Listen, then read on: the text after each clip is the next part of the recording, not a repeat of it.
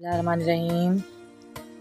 السلام علیکم ناظرین، امید ہے آپ سب خیریت سے ہوں گے۔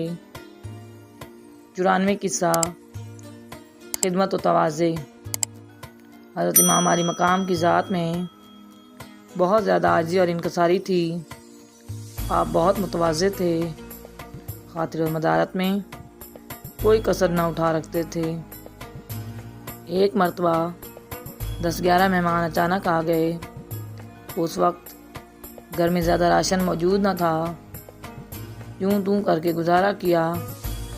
مہمانوں کا تو خوب پیٹ بھرا اور خوب تواضع فرمائی، مگر خود ماں اہل و عیال کے بھوکے سو رہے اور فرمانے لگے، کسی کے لیے بھوک برداشت کرنا بھی لذت سے خالی نہیں ہے۔ ایک مرتبہ کہیں تشریف لے جا رہے تھے کہ راستے میں چند غریب لوگ کھانا کھا رہے تھے۔ انہوں نے آپ علیہ السلام کو جو دیکھا تو دوڑتے ہوئے حاضر خدمت ہو کر عرض کیا، حضور آئیے اور کھانا تناول فرمائیے۔ آپ علیہ السلام اسی وقت ان غربا کے حلقہ میں جا کر بیٹھے اور ان کے ساتھ کھانا کھایا۔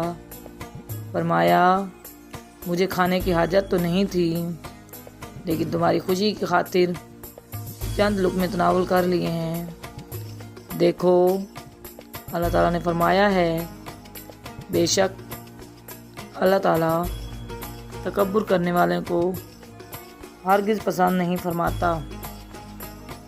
ایک بار چند آدمی عراق سے آئے اور آپ علیہ السلام کا پتہ پوچھ کر دروازے پر دستک دی۔ آپ علیہ السلام باہر تشریف لائے، ہر ایک سے مصافحہ کیا، پھر ایک صاف مکان میں ان کو ٹھہرایا۔ فوراً 2 بکریاں ذبح کرائیں اور کھانا تیار کرایا۔ جب کھانا پک کر تیار ہو گیا، باوجود یہ کہ خدام حاضر تھے، لیکن آپ علیہ السلام نے خود مہمانوں کے ہاتھ دھلانے لگے۔ مہمانوں نے آپ کا ہاتھ پکڑ لیا۔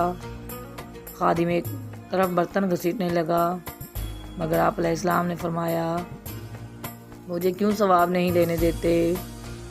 حضرت رسول اللہ صلی اللہ علیہ وسلم کا ارشاد ہے، جو شخص متواضع ہے تو خدائے پاک اسے عظمت اور رفعت بخشتا ہے، اور جو تکبر دکھاتا ہے وہ ذلت پاتا ہے اور رسوا ہو جاتا ہے۔ ایک دفعہ کہیں تشریف لے جا رہے تھے کہ کسی نے آواز دی، او بھائی، بوجھ اٹھوا دینا۔ آپ علیہ السلام قریب گئے تو وہ شخص کہنے لگا، اوہو، آپ تو فرزند علی ہیں، معاف کیجئے، میں نے کوئی اور آدمی سمجھ کر آواز دی ہے۔ آپ علیہ السلام نے مسکرا کر فرمایا، کوئی حرج نہیں، تھوڑی دیر کے لیے مجھے بھی آدمی سمجھ لو۔ اس بات پر دونوں ہنس پڑے اور آپ علیہ السلام نے یہ بوجھ اٹھانے میں اس کا سہارا دیا۔